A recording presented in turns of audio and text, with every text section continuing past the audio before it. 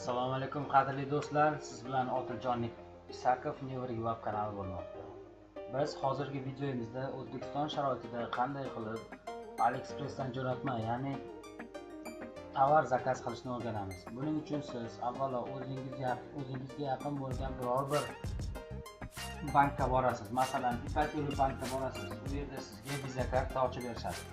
3 kun ichida Visa karta ochib berishadi. Visa kartani 4 xil turi bor. Siz Visa Classic turini tanlang. Bu Visa Classic karta turi AliExpressga o'tadi, chunki boshqa kartochka turlari o'tmasligi mumkin. Visa Classic karta turi o'tadi. Siz Visa Classic kartani olganda sizga yana UnionPay kartasini ham qo'shib beradi albatta. Siz Visa karta ochtirishda registratsiyasiga $10 to'laysiz davlat kursida. Ya'ni siz ularga o'sha davlat kursida so'mni berasiz, qancha $10 o'sha kuni qancha bo'lsa davlat kursida to'laysiz. Bu juda yaxshi albatta. Keyingi qiladigan ishimiz 3 kundan keyin bu kartochkani olsangiz bo'ladi, chunki 3 kunda tayyor qilishadi. Undan keyin bu kartochkaga siz $100 depozit tariqasida $100 shu sizga tashlaysiz. Yana undan tashqari yana ishlataman desangiz, biror qancha pul, masalan $20, $30 shu sizga tashlaysiz va o'shani ishlatishingiz mumkin. O'zingiz uchun tovar xarid qilib.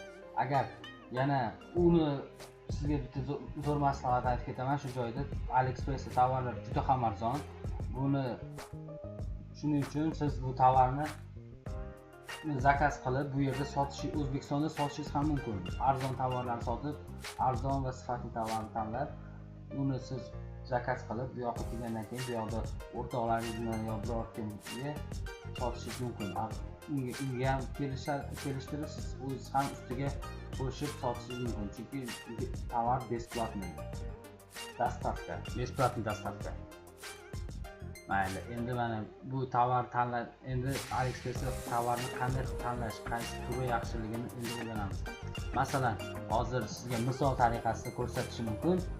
Flash karta, ya'ni memory sticks ni zakaz qilishni o'rganamiz. Mana Samsung karta $8 ekan. Mana bu yerda pastga tushamiz. Bu yerda biz tanlaymiz hozir $8. Mana skipka. Mayli, mana 128 gigabayt tanladik. Endi bizga Xitoy, Rossiyadan bizga yetib kelmaydi. Xitoydan mana bu ko'rinishdagilar yo'q ekan. Endi bizga 128 gigabayt $52. Mayli, 128 gigabayt $52 tanladik. Endi pastga tushirib hammasini tanlab bo'lgandan keyin besplatniy dostavka 29 kundan 48 kunga kelar ekan.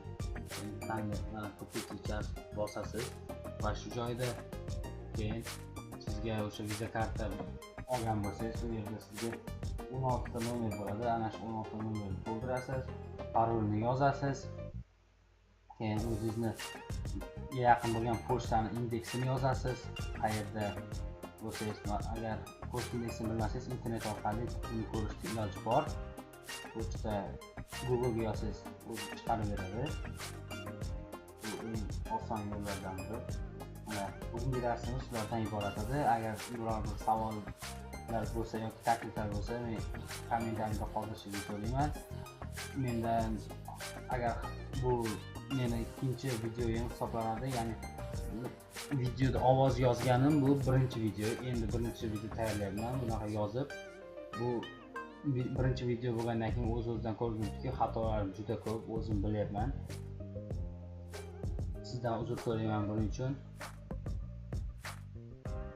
Keyingi videolarda bundan ham yaxshiroq qilishga harakat qilaman. E'tiboringiz uchun sizlarga katta rahmat. Kanalga podpisatsiya qilishni unutmang. Agar